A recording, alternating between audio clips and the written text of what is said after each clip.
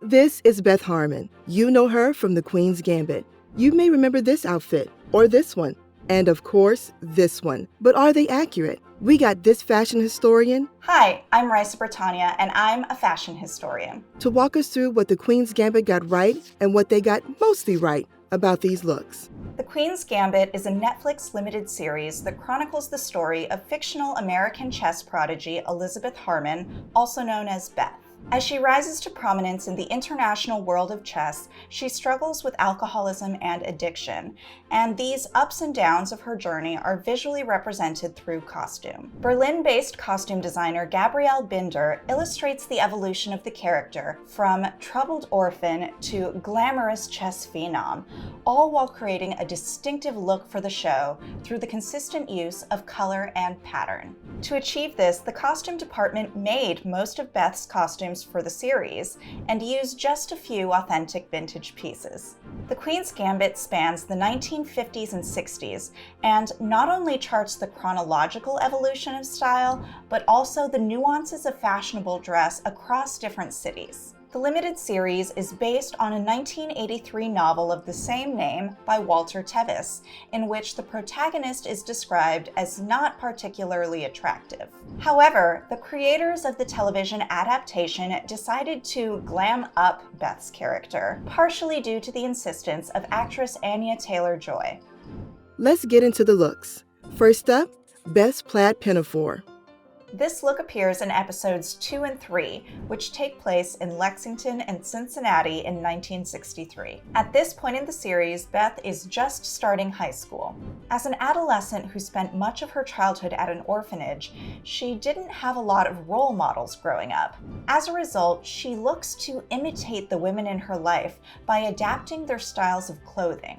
Beth purchases this dress at Ben Snyder's, which was a real-life department store that operated in Lexington, Kentucky for several decades during the mid-20th century. Beth sees the dress on a mannequin at the department store on her first trip with her adoptive mother, and it becomes the embodiment of aspiration. She later buys it using the cash prize from her first tournament victory, which is significant because this is the first time she's able to choose what she wears. This look captures the quintessential mid-century schoolgirl style, although it looks to be more influenced by the 1950s than the 1960s. This can be attributed to the differential pace of fashion based on locale. A small-town department store would not likely be stocked with the latest, most fashion-forward offerings. Let's draw this look layer by layer. First up, the undergarments. For undergarments, she would be wearing a simple white bra and a pair of cotton panties. Beth does not wear stockings or pantyhose, which is appropriate for her at this point of the series because she is being depicted as an adolescent schoolgirl. And then the slip. As a modesty layer, Beth may be wearing a full slip, which would be about knee length. We see her wearing a simple white one when she's deciding what to wear for her classmates' get-together. That brings us to the shirt. The crisp white button-up shirt is a long-standing staple in schoolgirl style. Beth's has 3/4 length sleeves with turned-up cuffs, an open collar, and decorative buttons at the center. And then her dress. Pinafore-style dresses usually feature a jumper-like bodice with open sides that requires a shirt to be worn underneath. The pinafore is a garment that has been traditionally associated with school uniforms, especially those made out of plaid textiles. Another significant aspect of the plaid pattern is its allusion to the grid-like pattern of a chessboard. Throughout the series, the costume designer has selected black and white garments with checked or linear geometric prints that visually connect Beth's character to the game of chess itself. Black and white geometric prints were especially fashionable in the 1960s, when op art began to influence textile design and fashion photography. Next up, her shoes and socks. We are made aware of Beth's insecurity about her shoes in the second episode when she finds herself surrounded by classmates wearing black and white saddle shoes. This style was very popular for teenage schoolgirls, and Beth's desire for them is another instance of her aspiration that takes the form of clothing. At the end of episode 2, it can be interpreted that Beth purchased the coveted shoes with her prize money. However, it is later revealed that the purchase was actually a chess set. When we see Beth and her mother arrive at the hotel at the beginning of episode 3, we see that she did purchase the shoes for herself after all. She wears the saddle shoes with white bobby socks, which are folded over just above the ankle.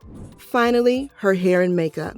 At this point, she is fresh-faced and pretty much makeup-free, which helps to establish this as the beginning of her beauty journey. Beth sports a short page boy hairstyle with micro bangs. It is not a fashionable hairstyle, and it is meant to make her look young and not particularly in touch with the latest beauty trends. If she were, she may have opted for a more voluminous hairstyle with softer bangs. She may have also accessorized with a headband or a barrette. Overall, this is an accurate, character-driven costume. So here's what Beth would have looked like. Let's move on to Beth's next look. This look appears in episodes 1 and 6, which take place in Paris in 1967. When Beth arrives in the fashion capital, she finally has access to the most up-to-date styles. This dress was likely purchased on Beth's shopping trip before her match with Borgoff. The boutique she walks out of is a fictional one, and Maison Bonnet, which is written on the side of the large shopping bag, is actually an eyeglass store. This is the first look we see at the very beginning of the series, before we do the flashback to Beth's childhood. When we see it again in episode 6, we understand the reason for the seemingly haphazard nature of this look. Her much-anticipated face-off with Russian Grandmaster Borgoff is derailed by a wild night of drinking, which causes her to lose the match. Costume designer Gabrielle Binder cites the work of Pierre Cardin as the inspiration for this look. However, there are specific design features that make this costume particularly fitting for this pivotal scene. Now we're going to draw every layer of this look. First up, the undergarments. For this look, she would be wearing the same white bra and cotton panties. This important match would have been an occasion where it would be appropriate for her to wear tights or pantyhose. However, we know that she got dressed in a hurry and perhaps didn't have the wherewithal to put them on. If she were wearing pantyhose, they could be dark and textured in the style made popular by Pierre Cardin. And then the next layer. A loose-fitting full slip would be a smoothing layer and maintain the boxy silhouette of the dress. It is also plausible that Beth could be wearing a half slip, as she does at other points in the series. Next up, the dress. This design was inspired by the work of Parisian designer Pierre Cardin, who created modernist garments with a space-age aesthetic. His color block mini dresses were usually constructed from heavier wool or synthetic double knits, which allowed the trapeze or A-line silhouette to stand away from the body.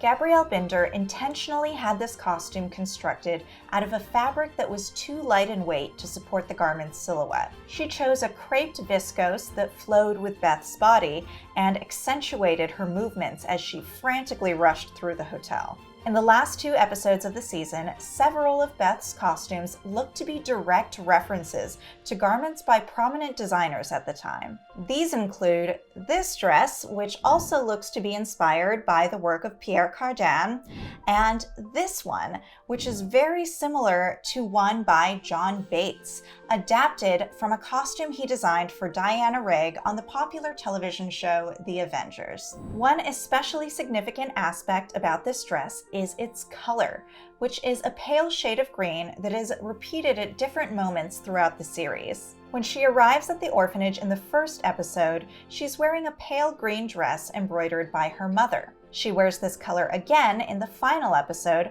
for her rematch with Borgov. In this case, the light color helps her stand out against the dark tones of the room in which the Russian tournament is taking place. But this same color helps her blend into the interiors of the orphanage in episode 1. Here we see a bit of color theory at play. The distinctive shade of what became known as hospital green first appeared around 1914, and by the mid-20th century, this color was ubiquitous at hospitals and asylums. This green was thought to influence patient moods and inspire serenity of mind. The two-tone design of this particular dress also mirrors the two-tone green of the tranquilizer pills to which Beth becomes addicted. One last thing to note about this dress is the bow at the chest. Beth's costumes always convey her innate femininity, but the show's creators took care that it was never used to her advantage in gameplay. And then the shoes. She runs through the hotel barefoot, and we see her slip on a pair of shoes just before she enters the room where the tournament is taking place. Beth wears low-heeled black pumps that coordinate with the black accents on her dress. They appear to be slingbacks, but she could also be wearing a youthful T-strap variation. That brings us to Beth's hair. The show's hair and makeup designer, Daniel Parker, cites Natalie Wood as the source of inspiration for Beth's look, with the softly swooped bangs and the curled ends. This is a style that would be typically achieved with an overnight roller set, which Beth obviously did not do on this occasion. At one point in the series, we see her styling her hair by blow-drying it, and this would not likely produce the same results as we see on screen. Lastly, her makeup. Beth's makeup evolves as her character matures throughout the series. Here, it mainly consists of winged eyeliner and pink lipstick. This is a more subdued version of 1960s mod makeup trends, especially in comparison to her Mariska Veers-inspired floating eyeliner look from the depth of her destructive spiral when she returns from Paris. Aside from the fabric, this look is pretty accurate, although she does look remarkably put together given the circumstances. So this is what Beth would have looked like. Next up, let's take a look at her White Queen ensemble. This look appears in episode 7, which takes place in Moscow in 1968. This is the final look of the series, which is meant to resemble the White Queen chess piece. It marks a symbolic end to her journey to conquer the chess world, as well as her personal demons. This look is inspired by the work of Andrei Courrèges, who was a significant designer in the space-age fashion movement, which saw the rise of futuristic styles that coincided with the Apollo space program, all leading up to the moon landing in 1969. Courrèges was especially known for his sleek, all-white, tailored ensembles. The costume designer has cited French singer-songwriter Françoise Hardy, a frequent client of Courrèges, as the point of inspiration for Beth. Let's break this look down layer by layer. First up, undergarments. Once again, Beth's undergarments would consist of a bra and a pair of panties. By the late 1960s, underwear had evolved into a style more akin to a hip hugger, which did not extend all the way up to the natural waist. By 1968, colorful and printed textiles became more common in lingerie. Let's move on to the next layer. Beth wears a long-sleeved black turtleneck sweater. She wears similar sweaters throughout the series with slight variations in sleeve length and color. This garment hints at the era's edgier art scene, as well as the rising counterculture. The black turtleneck became associated with the beatnik subculture in the previous decade, and it became especially fashionable following the release of the 1957 film Funny Face starring Audrey Hepburn. And then the pants.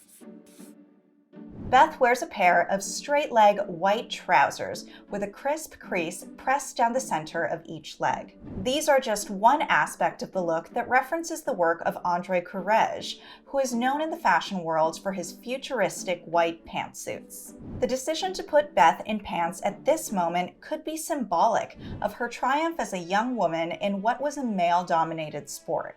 Next up, the shoes. This style of leather ankle boot was particularly fashionable in the mid to late 1960s. Flat white ankle boots with a square toe were the quintessential accessory to any Courrèges ensemble. And then the coat. Beth's knee-length white coat is made from a thick cashmere wool and features a stand collar. We see that it has a snap closure with 3 large decorative buttons at the center front.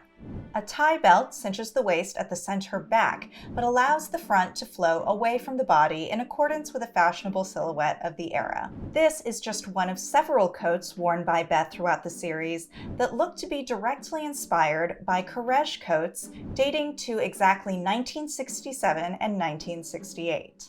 The little black dress she wears for one of her matches in Russia is actually a vintage Courrèges piece, so it is reasonable to assume that she visited his salon while shopping in Paris the previous year. Next, her hair and makeup. When Beth arrives in Moscow, her driver comments that she looks like Anne Margaret. Throughout the tournament in Russia, she wears a hairstyle that is similar to that of the movie star, with the side part soft waves and curled ends. For this final scene, the hair and makeup designer helped bring focus to Beth's face against the all-white ensemble by concentrating all of the color on her red hair and her rich red lipstick. Finally, her accessories. Beth's white hat completes her transformation into the White Queen chess piece. It is a sculptural domed variation on a beret with a large pom-pom and made from a felted wool similar to that of her coat. Berets made a huge comeback with the 1967 film Bonnie and Clyde, in which Faye Dunaway played Bonnie Parker and became an instant style icon. Beth's variation incorporates mod and space-age elements with a touch of fantasy to help transform her into the silhouette of a chess piece. Beth wears short white leather gloves, another signature Courrèges accessory, but she removes them at the final moment when she sits down to play the last game of chess in the series. So this is what Beth would have looked like, a near-perfect match. Any final thoughts? As we can see, the costumes of the show are richly embedded with meaning, as well as visual connections to the game of chess. As with any coming-of-age story, costumes play an integral role in illustrating character development in The Queen's Gambit.